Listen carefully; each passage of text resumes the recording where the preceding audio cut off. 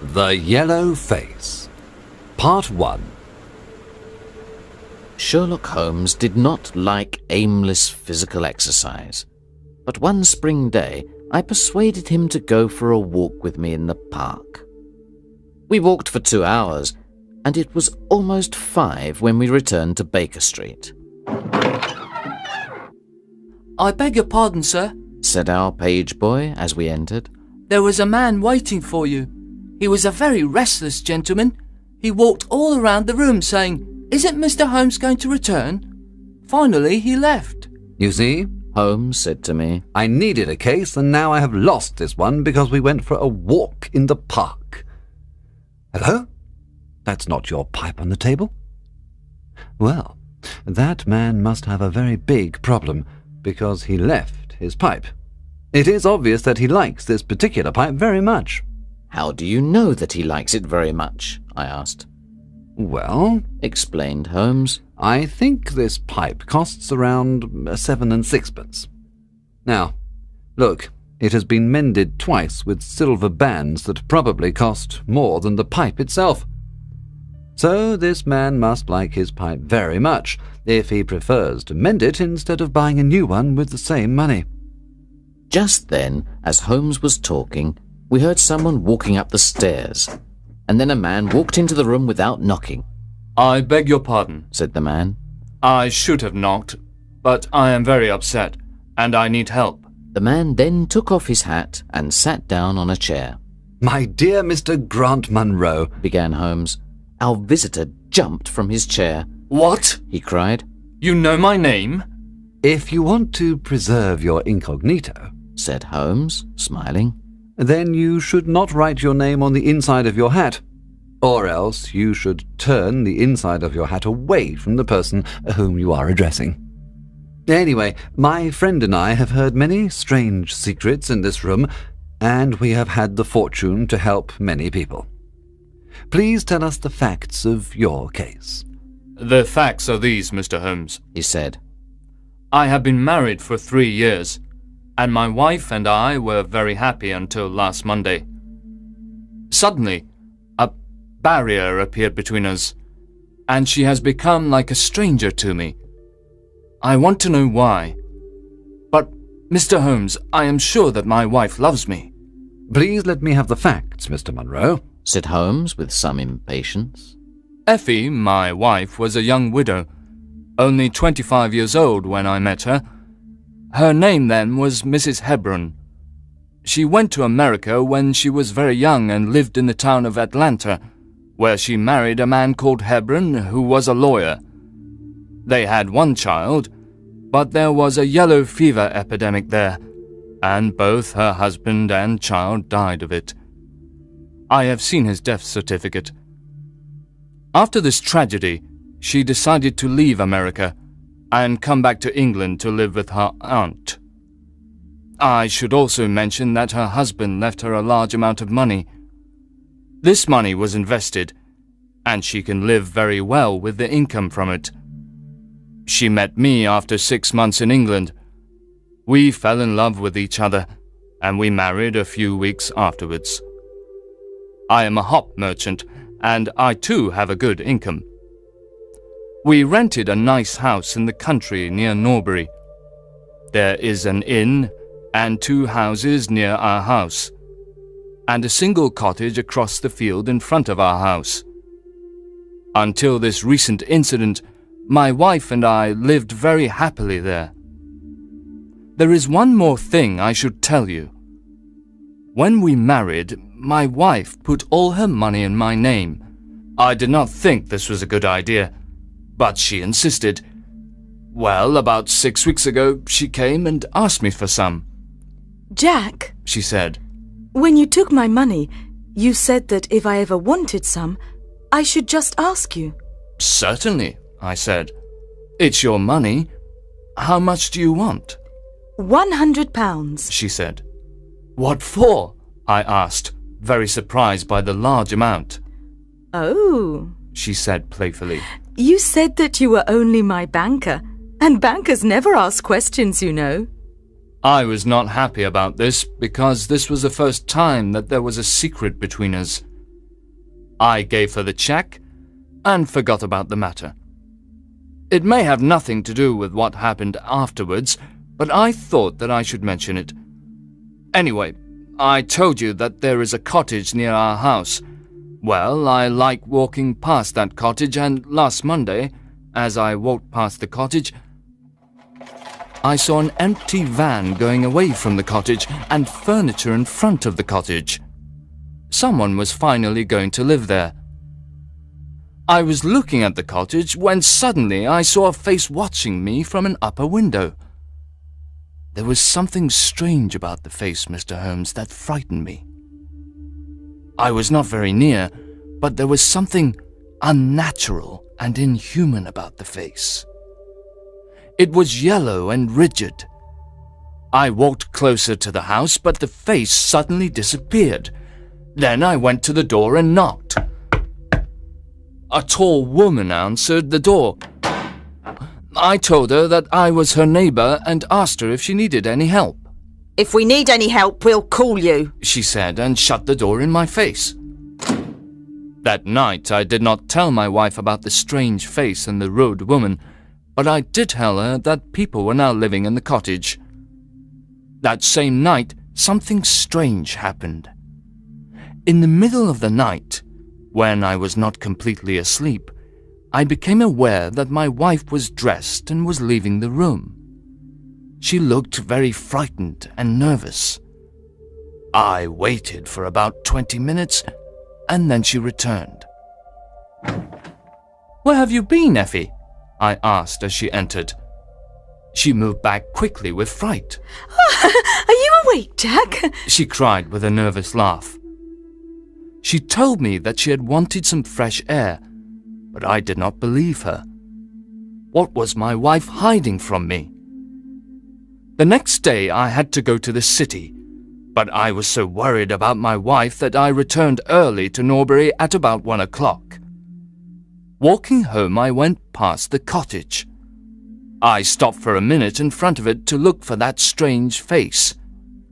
As I stood there, imagine my surprise, Mr. Holmes, when the door suddenly opened and my wife walked out. "Oh, Jack," she said. "I came here to see if our new neighbours needed anything. Why are you looking at me like that? Are you angry with me?" "So," I said, "this is where you went during the night." "What do you mean?" she cried. "You came here. I am sure of it. Who are these people?" "I have not been here before." "I know you are not telling me the truth. I'm going to enter the cottage and discover the truth." "Please don't go in, Jack," she cried. "I promise that I will tell you everything someday, but if you enter now, you will cause great sadness." Then she held me tightly, and I tried to push her off. "Trust me, Jack," she cried. "You will not be sorry. If you come home with me, all will be well. If you force your way into that cottage, our marriage is finished." "I will trust you," I said, "if you promise never to come here again." She was greatly relieved. Then, as we started to leave, I looked up, and there was that yellow face watching us out of the upper window. What link could there be between that creature and my wife? After that, everything went well. But one day I returned home early. I discovered that my wife had been to the cottage again, so I went to the cottage. I walked into the house and found no one. But upstairs I found a comfortable room, and on the mantelpiece stood a full-length photograph of my wife. I am sure that our maid had warned them that I was arriving, and they all went away. That is why I didn't find anyone there. When I saw my wife again, I told her that there could be no peace between us until she told me the truth. That was yesterday, Mr. Holmes, and then I decided to come and see you for help." After hearing this strange story, Holmes sat silent for a few minutes, thinking. Then he said, "Are you sure that the yellow face was a man's face?" "Each time I saw it," he replied, "I saw it from a distance, so I am not sure." "When did your wife ask you for the money?" asked Holmes. Almost 2 months ago. Have you ever seen a photograph of her first husband? No, there was a great fire in Atlanta after her husband's death, and all her papers were destroyed. And yet she had a death certificate. Have you ever seen it? Yes, she got a duplicate after the fire. Have you ever met anyone who knew your wife in America? No. Has she ever talked about visiting America again? No. Has she ever received letters from there? No, I don't think so. Thank you. Concluded Holmes. Now, go back to Norbury, and when you see that those people have returned to the cottage, call us. It will be easy to solve this mystery. Part 2. Then Mr. Grant Munro left, and Holmes and I discussed the case. I'm afraid that this is a case of blackmail, said Holmes. And who is the blackmailer? I asked. Well, it must be that creature with the yellow face. Upon my word, Watson, there is something very attractive about that yellow face at the window, and I would not miss this case for worlds. Have you got a theory? I asked. Yes, Holmes replied. I think her first husband is in the cottage. This is what I think happened. This woman was married in America. Her husband got a terrible disease. That is why he has that horrible yellow face. She ran away from him at last and came back to England, where she changed her name and started a new life. After 3 years of marriage, she feels safe again. But her first husband, or some unscrupulous woman attached to him, discovers where she lives. They write to her and tell her to send them £100, or they will tell her new husband everything. When her husband tells her that someone is living in the cottage, she knows that they are her blackmailers. In the middle of the night, while her husband is sleeping, she decides to go to the cottage. That night, she is not able to convince her blackmailers to leave her alone, so she returns the next day. That was when her husband saw her coming out of the house. She then promises her husband that she will not return, but she wants to get rid of her blackmailers. She decides to go again, and this time she brings a photograph, which they probably asked her for. Fortunately for her, her maid warns her that her husband is coming, and she and her blackmailers leave the house in time. Now we can do nothing except wait for Mr. Munro to call us, and then we will see if my theory is correct. We did not have to wait long. After tea, we received a message from Mr. Munro saying, There are people in the house. That night, Holmes and I took a train to Norbury. Mr. Munro was waiting for us at the station, and he took us to the cottage. When we arrived there, Holmes asked Mr. Munro if he was sure he wanted to enter the cottage. Mr. Munro said he was sure, and we went to the door of the cottage. As we approached the door, a woman suddenly appeared. It was Effie. For God's sake, don't, Jack! She cried. Trust me! I have trusted you too long, Effie. He cried sternly. Let go of me. My friends and I are going to solve this mystery. We rushed up the stairs to the lighted room. In one corner there was a desk, and at that desk there appeared to be a little girl. Her face was turned away from us when we entered the room, but we could see she was wearing a red dress and long white gloves. She turned around to us, and I gave a cry of surprise and horror. Her face was the strangest yellow color, and it had absolutely no expression. A moment later, the mystery was explained. Holmes, with a laugh, put his hand behind the ear of the little girl and pulled off the mask. And there was a little coal-black girl. She laughed. And I laughed too, but Grant Munro stood staring with his hand holding his throat. My God! He cried. What does this mean? I will tell you everything. cried his wife with a proud face. You have forced me, and now we must both accept the situation. My husband died at Atlanta. My child survived. Your child? Cried Grant Munro. She pulled out a locket, and inside the locket was the picture of a very handsome and intelligent man, but a man who was obviously of African descent. This is John Hebron of Atlanta, said Mrs. Munro. And he was a very noble man. I cut myself off from my race to marry him, but I never regretted it for a moment. Unfortunately, our only child took after his people rather than mine.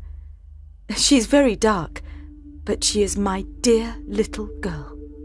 When the little girl heard these words, she ran to her mother. I left her in America with a trusted servant, Mrs. Munro continued, because she was not very healthy, but I never considered abandoning her. When I met you by chance and learned to love you, I was afraid to tell you about my child. I was afraid to lose you. I kept her existence a secret from you for 3 years. But finally, I had to see my little girl. I sent the servant £100 and told her to come to this cottage. I took every possible precaution so that there would not be gossip about a little black girl. That is why she wore that yellow mask. You told me about her arrival in the cottage, and that night I had to see her, and that was the beginning of my troubles. And now, tonight, you know everything.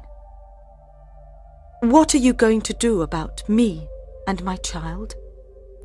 Mr. Grant Munro did not say anything for 2 minutes, and his answer was one of which I love to think. He lifted the little child, kissed her, and with the little girl in his arms, he gave his other hand to his wife. We can talk it over more comfortably at home, he said. I am not a very good man, Effie, but I think that I am better than you thought. We all left the cottage together, and then Holmes and I returned to London. We did not say another word about the case until late that night at Holmes's house in Baker Street, just before Holmes went to bed. Watson, he said, if you should ever think that I am becoming too confident in my powers, or that I am not working hard enough on a particular case, please whisper Norbury in my ear, and I will be infinitely obliged to you.